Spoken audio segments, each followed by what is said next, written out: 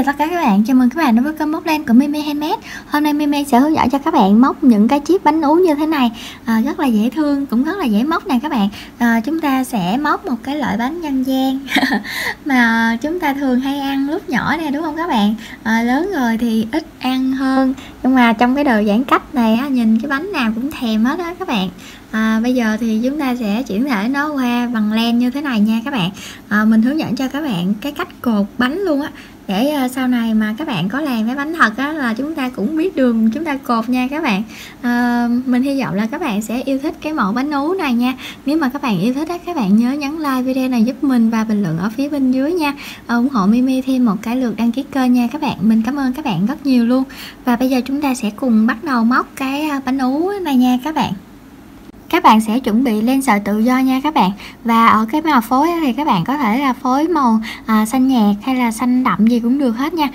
Cái phần dây cột cũng vậy nè các bạn. Các bạn có thể là phối màu nâu hay là màu xám hoặc là cái màu tối tối á, để mình làm cái phần dây cho nó giống cái bánh ú hơn nha các bạn.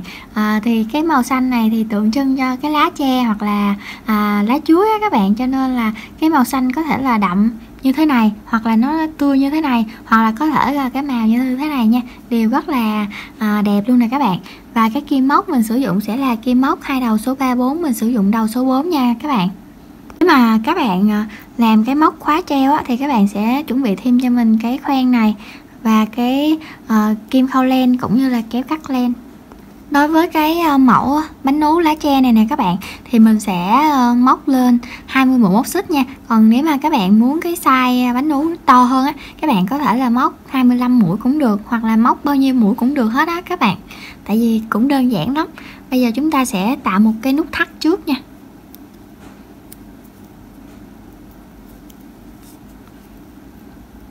Các bạn móc lên cho mình 20 mũi móc xích 3, 4, 5, 6, 7, 8, 9, 10, 11, 12, 13, 14, 15, 16, 17, 18, 19, 20.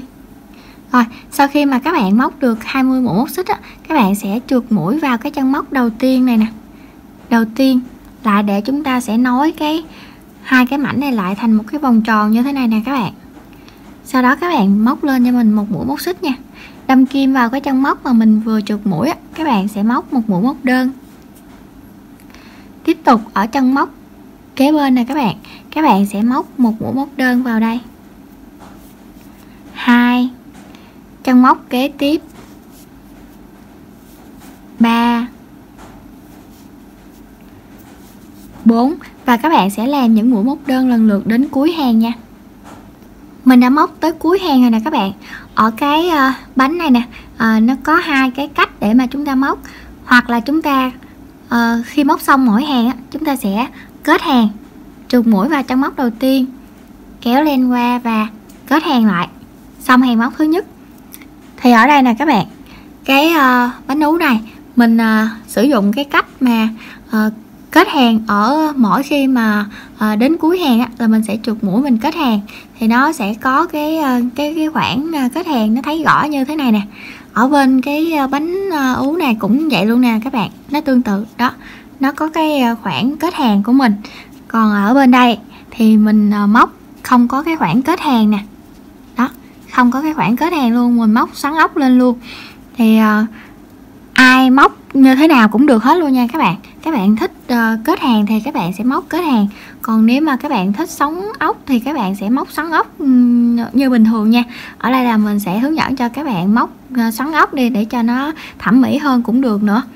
Chúng ta sẽ không cần kết hàng, tại vì cái hàng thứ nhất lên tới cái hàng thứ 9 đó các bạn, mình móc giống hệt nhau. Tại vì mình móc cái hàng thứ hai cũng 20 mũi móc đơn, hàng thứ ba cũng 20 mũi móc đơn, và lên tới hàng thứ 9 luôn là mình đã xong rồi đó các bạn. Và bây giờ mình sẽ hướng dẫn cho các bạn móc cái xoắn ốc nha. Các bạn sẽ đâm kim vào cái chân móc đầu tiên này nè, kéo len qua, được 2 vòng len như thế này, các bạn sẽ móc cho mình một mũi móc đơn luôn. Rồi các bạn lấy cái kim đánh dấu á, các bạn sẽ đánh dấu lại cái chân móc đầu tiên này lại cho mình, để mình biết là cái chỗ này là chỗ mình làm dấu cái hàng thứ hai á, cái mũi đầu tiên á các bạn, để mà mình dễ dàng mình đếm số hàng thôi chứ mình móc cái này nè các bạn, mình không có cần đếm, mà mình không có cần cái kim đánh dấu này luôn nè, mình móc hẳn to lên tới hàng thứ 9 luôn, mình móc cứ vòng vòng lên tới hàng thứ 9 luôn. Rồi cái mình để ý cái điểm này nè, đó, cái điểm mà đầu tiên mà mình làm nè các bạn, nó nhô nhô ra nè, cái mình giống thẳng lên là mình biết cái điểm đó là cái điểm đầu tiên của mình, là mình sẽ dừng lại ở cái hàng thứ 9 đó luôn à, mình không móc tiếp nữa, tại vì mình cũng đếm được là 20 mũi mà, cho nên là rất là dễ dàng. Nếu mà các bạn nào quen á, các bạn không cần cái này luôn cũng được nữa. Rồi coi như là chúng ta được một mũi móc đơn rồi đó các bạn. Mũi móc đơn thứ hai ở trong móc thứ hai, mũi móc đơn thứ ba ở trong móc thứ ba, và các bạn sẽ làm lần lượt đến cuối hàng luôn nha. Mỗi chân móc là mỗi mũi móc đơn nha các bạn. Mình đã móc tới cuối hàng rồi nè các bạn. Bây giờ mình sẽ gỡ cái kim đánh dấu này ra, mình sẽ móc một mũi móc đơn vào đó nha, lên hàng thứ ba các bạn. Rồi các bạn sẽ móc một mũi móc đơn vào đây, các bạn lại đánh dấu vào cái chân móc đầu tiên này, là cái điểm đầu tiên của hàng thứ ba đó các bạn. Rồi những cái chân móc còn lại các bạn cũng sẽ móc, mỗi chân móc là mỗi mũi móc đơn nha. Rồi khi mà móc đến cuối hàng, các bạn lại gỡ cái kim đánh dấu ra và các bạn thực hiện một mũi móc đơn vào đó, lấy kim đánh dấu lại cái chân móc đó, rồi các bạn lên đến cái hàng thứ 9 cho mình luôn nha. Đến cuối hàng thứ 9 thì mình sẽ gặp lại các bạn để mình hướng dẫn cho các bạn tạo hình. Mình đã móc tổng cộng được 9 hàng rồi nè các bạn, 2, 4, 6, 8, 9. Và bây giờ các bạn sẽ gỡ cái kim đánh dấu này ra, các bạn sẽ trượt mũi cho mình nha. Rồi chúng ta sẽ trượt mũi và chúng ta kết hàng này. Nếu mà các bạn làm cái móc khóa, các bạn sẽ từ đây nè, các bạn móc lên cho mình 18 mũi móc xích, 2, 3, 4, 5, 6, 7, 8, 9, 10, 11, 12, 13, 14, 15, 16, 17 và 18. Và các bạn lại trượt mũi cho mình vào cái chân móc mà chúng ta móc lên. Đó các bạn, chúng ta đã có được một cái cọng này để chúng ta luồn vô trong cái khoen này nè các bạn. Để chúng ta máng nha. Còn từ đây nè, các bạn sẽ cắt ra một cái đoạn len dài cho mình luôn, cỡ 5-60 cm á, để mà mình khâu ở cái đầu trên và khâu ở đầu dưới luôn á các bạn. Còn cái này nè, mình không có làm cái khoen này, tại vì mình làm mỗi cái đó thôi, cho nên là mình sẽ cắt len luôn à các bạn. Đó, tới cái điểm mà trượt mũi như thế này nè, cái mình cắt len luôn. Rồi các bạn sẽ lấy cái kim khâu len đi.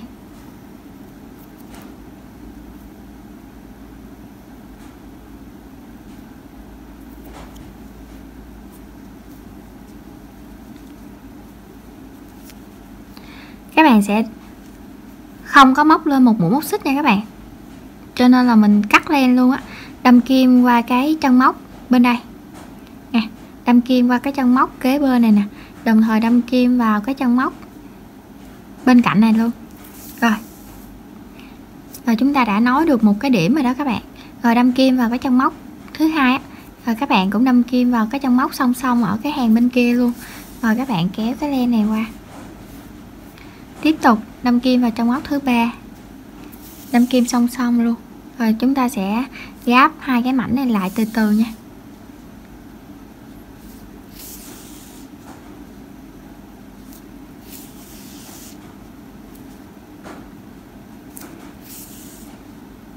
Các bạn sẽ lấy cái gòn á, bông gòn để các bạn nhồi, hoặc là các bạn có thể là lấy những cái sợi len thừa để mà các bạn nhồi vào trong đây nha. Rồi từ đây nè các bạn sẽ đâm kim trở ngược lên ở phía trên này. Đó các bạn, mình đã dời được cái điểm nối của mình ở đây rồi nè. Các bạn sẽ nhồi cái bông gòn hoặc là cái len thừa vào đây nha. Ở đây mình có một mớ len mà mình móc á các bạn, cái mình cắt nó dư ra đó, cái mình vẫn để trong một cái bọc á, để dành mình làm mấy cái nhỏ nhỏ như thế này nè, mình đỡ phải tốn 3 cái gòn á.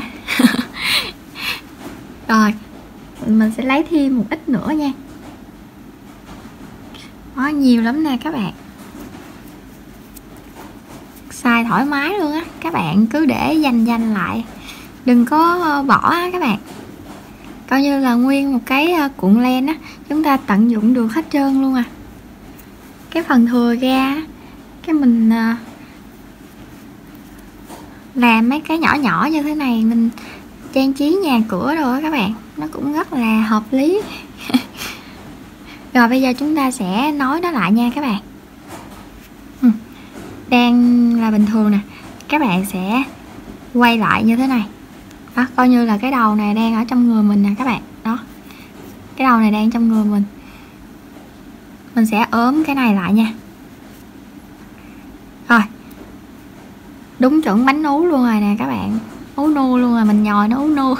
Rồi các bạn sẽ để cái len ở bên phía bên ngoài này nè, các bạn sẽ đâm kim qua 2 chân móc như thế này, rồi các bạn kéo cái phần len này, rồi tiếp tục gáp y gan như là cái mình gáp ngay lúc đầu á các bạn, đâm kim từng chân móc song song với nhau nha.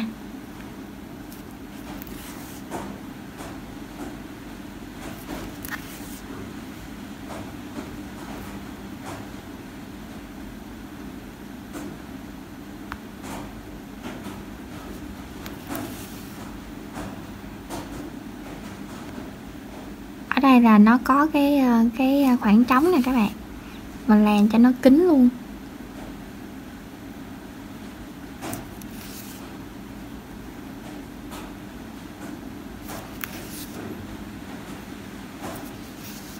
Rồi, như thế là mình đã làm xong cái bánh ú rồi nè các bạn. Bây giờ mình sẽ tạo hình nó lại một xíu nữa nha.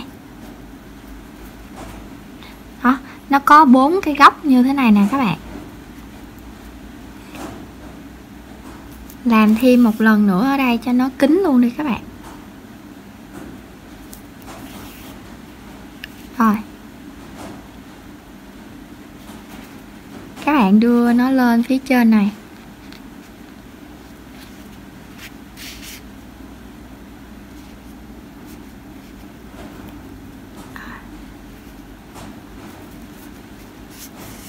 Rồi chúng ta sẽ cắt cái phần len này nha.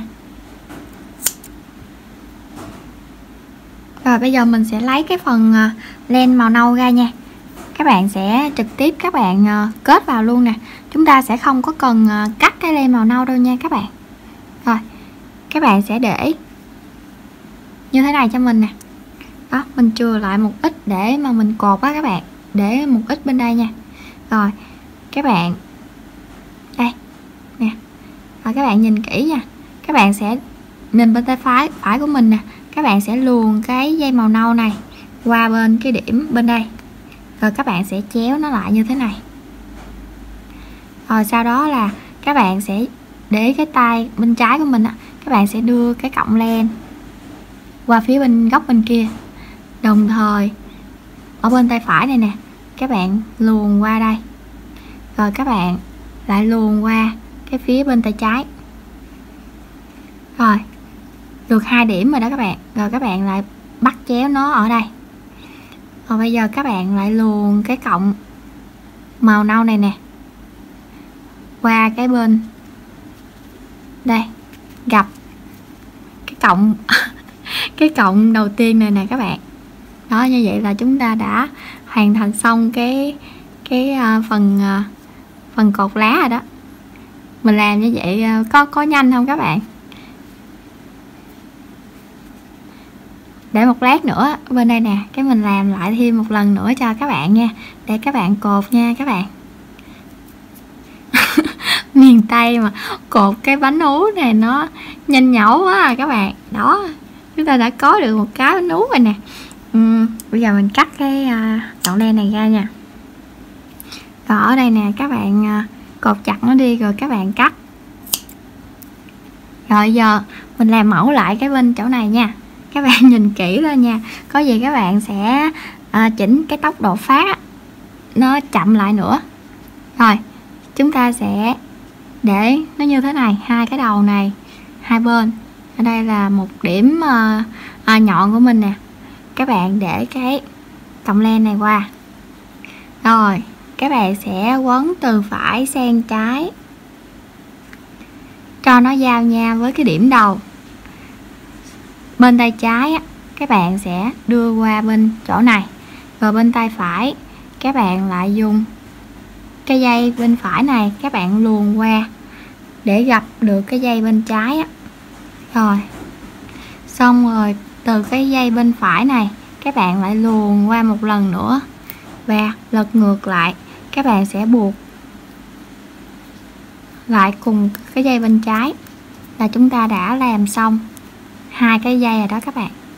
Đó, rất là đơn giản. Rồi các bạn sẽ buộc lại cái này nha. Mình cũng không có biết gói bánh nhiều á các bạn. Mình coi ở trên mạng á, họ gói ở bên cái phần lá tre á, cái mình học được, cái mình gợi ý lại cho các bạn nè, chứ mình hồi giờ mình không có gói này, tại vì mấy dì mấy cô của mình thường mấy dì mấy cô gói không à, mình chỉ ăn thôi. Mà hôm nay mình gói được luôn à các bạn. Bởi vì cái gì cũng tìm tòi mình học cái là mình làm được à các bạn. Các bạn cố lên nha. Nếu mà các bạn có được cái phần bánh ú thì các bạn nhớ chụp hình và gửi cho mình nha các bạn. Cái này các bạn cắt luôn đi, tại vì cái phần này mình che móc khóa mà. Đó. Rồi bây giờ mình sẽ để cái này vô cái phần móc khóa nha các bạn. Rồi các bạn sẽ trực tiếp các bạn nối vào trong cái khoen này luôn nè. Đó là chúng ta đã có được một cái, trời ơi dễ cưng quá nè các bạn ơi. Thời kỳ dịch bệnh giãn cách thì chúng ta làm vài cái bánh ú để mà chúng ta ngắm nghía nha các bạn, đỡ phải thèm. Thường ngày á, thì không có dịch bệnh á, thì chúng ta chê nó, mình ăn mấy cái món khác không à. Giờ cái thèm nè các bạn. Trời ơi, giống như mấy cái ở đi xe đò mà hồi lúc nhỏ mình đi đó các bạn, người ta bán mấy cái này nhiều lắm nè. Bán bánh ú nước cho, rồi bán bánh lá dừa người ta cột chùm chùm á các bạn, rồi nem nữa, giống hệt luôn nè, thấy cưng quá luôn. Mình hy vọng là các bạn sẽ yêu thích cái mẫu bánh này nha. Nếu mà các bạn yêu thích á, các bạn nhớ nhấn like video này giúp mình và bình luận ở phía bên dưới nếu mà các bạn móc thành công nha, hoặc là các bạn có thể tặng mình một cái bình luận để video mình có cái lượt tương tác nha các bạn, và ủng hộ Mimi thêm một cái lượt đăng ký kênh nha. Mình cảm ơn các bạn rất nhiều luôn, và mình cũng cảm ơn các bạn đã theo dõi hết video này và thực hiện cái mẫu bánh ú này cùng mình nha. Bây giờ mình xin chào tạm biệt các bạn và hẹn gặp lại các bạn ở những clip sau nha. Bye bye.